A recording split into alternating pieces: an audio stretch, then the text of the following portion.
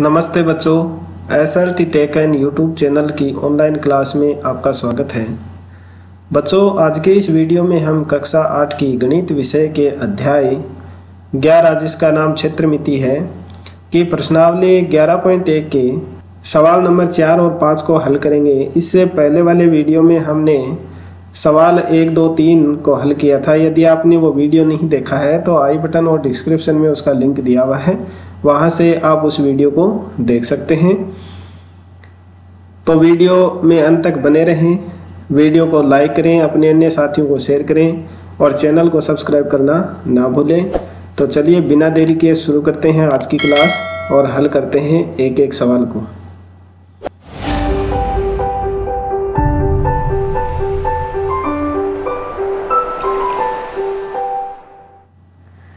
प्रिय विद्यार्थियों, प्रश्नावली 11.1 का चौथा सवाल दिया गया है। फर्श बनाने के लिए उपयोग की जाने वाली एक टाइल का आकार समांतर चतुर्भुज का है, जिसका आधार 24 सेंटीमीटर और संगत ऊंचाई 10 सेंटीमीटर है। 1080 वर्ग मीटर क्षेत्रफल के एक फर्श को ढकने के लिए ऐसी कितनी टाइलों की आवश्यकता होगी? फर्श के कोनों को भरने के लिए आवश्यकता अनुसार टाइल को किसी भी रूप में तोड़ सकते हैं। देखिए, मैंने यहाँ एक फर्श का और टाइल का चित्र है वो डिजाइन किया है। यहाँ ये आपके समांतर चतुर्भुज के आकार की टाइलें हैं। समांतर चतुर्भुज का आकार इस तरह का होता है कुछ। तो इस की जो लंबाई दी गई है वो 24 सेंटीमीटर है और ये ऊंचाई है वो इसकी दी हुई है 10 सेंटीमीटर। और ये फर्श है, इस फर्श का क्षेत्रफल दिया हुआ है 1080 वर्ग मीटर। तो इस पूरे फर्श को ढकने के लिए इस तरह की कितनी टाइलों की आवश्यकता होगी?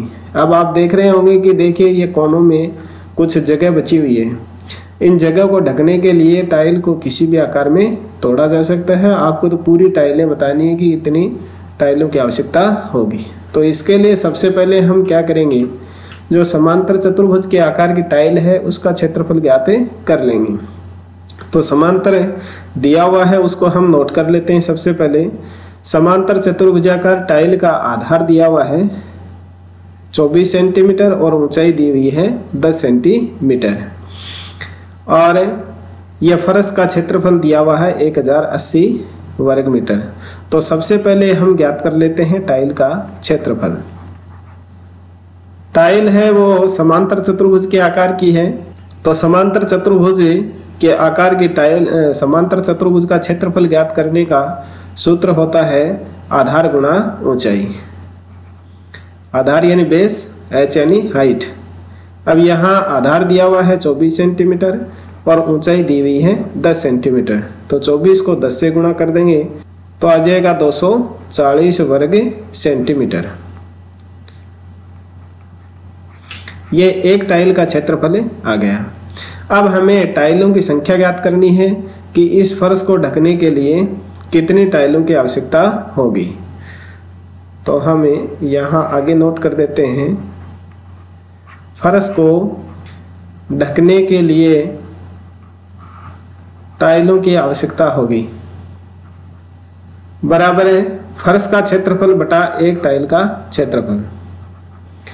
यानी हमारे पास में जो फर्श का क्षेत्रफल दिया हुआ है उसमें एक टाइल के क्षेत्रफल का हम भाग दे देंगे। तो यहाँ फर्श का क्षेत्रफल है हमारे पास में 1080। ये फर्श का क्षेत्रफल है वो हमारे पास में वर्ग मीटर में दिया हुआ है और टाइल का क्षेत्रफल है हमारे पास में वर्ग सेंटीमीटर में है। तो इसको भी वर्ग मीटर में बदलने के लिए हम क्या करेंगे, 1 मीटर में 100 सेंटीमीटर होते हैं तो 100 गुणा 100 का हम भाग दे देंगे। इसमें वर्ग सेंटीमीटर है, इसको वर्ग मीटर में बदलने के लिए 100 गुणा 100 का हम भाग दे देंगे तो यह आ जाएगा वर्ग मीटर। अब इस फर्श का क्षेत्रफल है उसमें हमें एक टाइल का क्षेत्रफल जो हमारे पास में वर्ग मीटर में आया है उसका भाग हम दे देंगे। तो 240 बटा 100 गुणा 100। अब देखिए इसको सरल कर लेते हैं, 1080 बटा 240 और ये बटा में 240 के 100 गुणा 100 है वो यहाँ 1080 के पास में आ जाएगा 100 गुणा 100। अब इसको सरल कर लेंगे, ये 1 0 है, इस 1 0 से 1 0 को काट देंगे और 12 का भाग इन दोनों में जा रहा है तो 12 का भाग इसमें दे देंगे। 12 9 108 है और 12 दूनी 24 और गुणा 100 गुणा 100। अब देखिए इस 2 का भाग है, इसे 100 में दे देंगे तो ये आ जाएगा 50 और अब यहाँ इनको गुणा करके लिख देंगे तो 9 पंजे 45 और ये 3 0 इसके लगा देंगे तो ये आ जाएगा हमारे पास में आंसर। 45,000 टाइलों की हमें आवश्यकता होगी इस फर्श को पूरे को ढकने के लिए। तो इस तरह से आपको चौथा सवाल करना है। अब देखिए 5 का सवाल। 5वां सवाल दिया गया है, एक चींटी किसी फर्श पर बिखरे हुए विभिन्न आकार के भोज्य पदार्थों के टुकड़ों के चारों ओर घूम रही है। भोज्य पदार्थ के किस टुकड़े के लिए चींटी को लंबा चक्कर लगाना पड़ेगा? संस्मरण रखिए वृत्त की परिधि का सूत्र 2πr है, जहां r वृत्त की त्रिज्या है की सहायता से प्राप्त की जा सकती है। देखिए यहाँ ये भोज्य पदार्थ के 3 टुकड़े पड़े हुए हैं A, B, C। एक टुकड़ा इस आकार का है, दूसरा इस आकार का है और तीसरा इस आकार का है। और ये जो चींटी है आपको दिखाई दे रही है, ये इन टुकड़ों के चारों तरफ घूम रही है।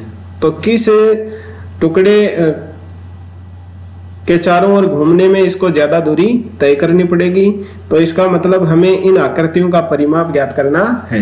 तो चलिए सबसे पहले हम जो A नंबर की आकृति है उसका हमें परिमाप ज्ञात कर लेते हैं, इसके चारों तरफ की दूरी।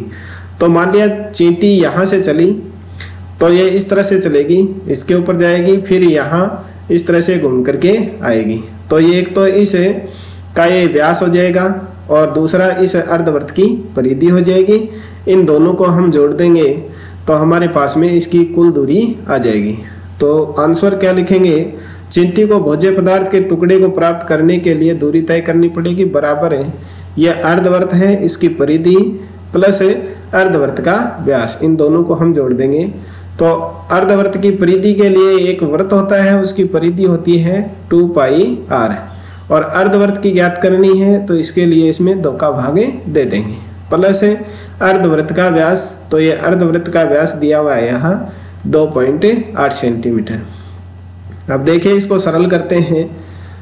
2 गुणा पाई का मान होता है 22/7 और r है, r यहाँ देखिए ये व्यास है।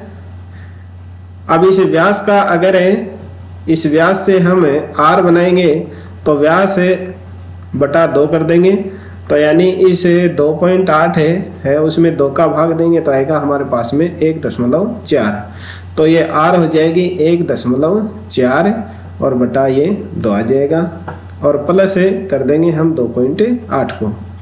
तो यहाँ देखिए ये दशमलव है, इस दशमलव को हटाने के लिए जो नीचे वाली संख्या है उसके आगे एक 0 लगा देंगे, यानी 10 से गुणा कर देंगे, 2 को 10 से गुणा करेंगे 20 आ जाएगा। अब देखिए 7 एकम 7 और 7 दूनी 14, फिर इस 2 का भाग इस 20 में दे देंगे तो आ जाएगा 10।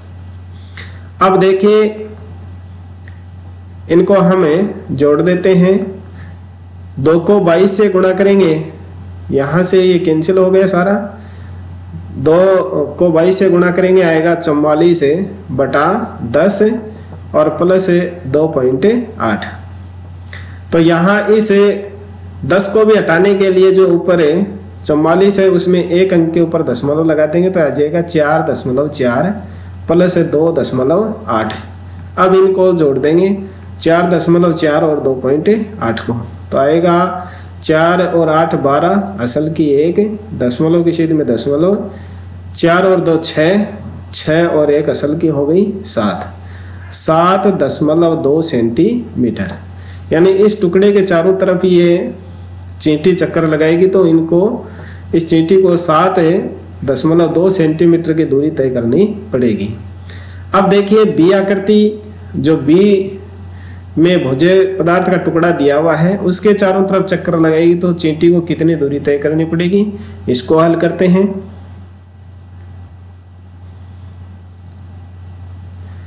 ये बी की आकृति है। इसमें मान लिया चींटी यहाँ से चली तो चींटी को एक तो ये अर्धवृत्त की परिधि है वो तय करनी पड़ेगी, फिर ये दूरी 1.5 है तो इसके सामने वाली दूरी है वो भी 1.5 सेंटीमीटर की होगी।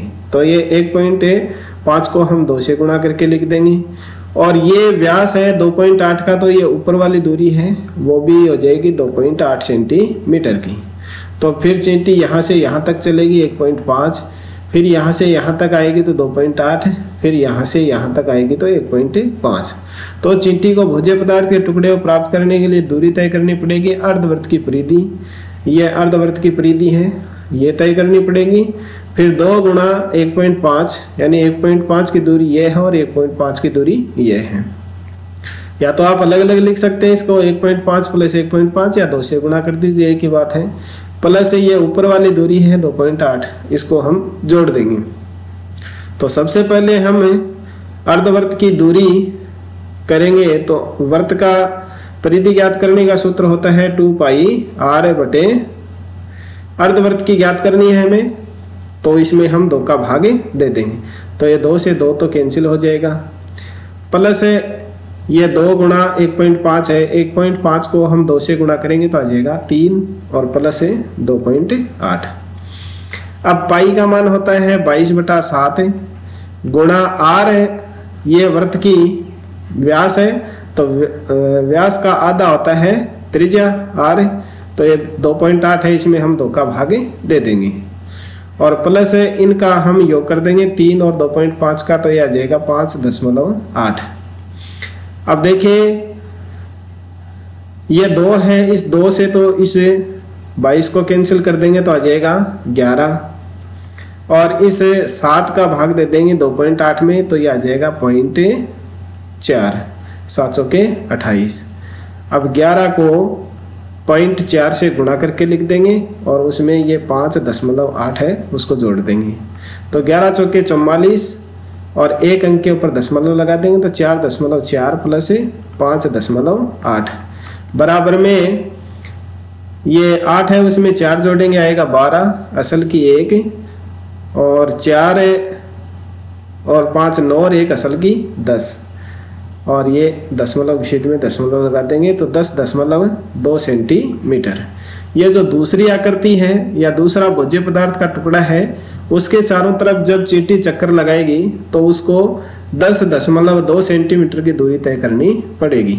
अब देखते हैं हम तीसरी जो भोज्य टुकड़ा है, भोज्य पदार्थ का टुकड़ा है, उसके चारों तरफ अगर चींटी चक्कर लगाती है तो उसको कितनी दूरी तय करनी पड़ेगी।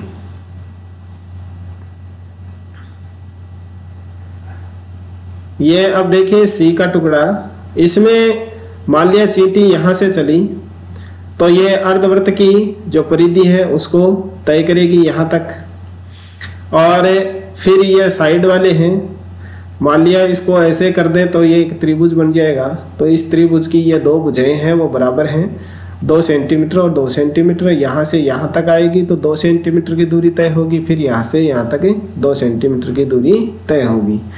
तो इसमें एक तो अर्धवृत्त की परिधि है उसको ज्ञात करके हम लिख देंगे, और एक ये दोनों दूरियों को हम जोड़ देंगे 2 + 2 या 2 गुणा 2।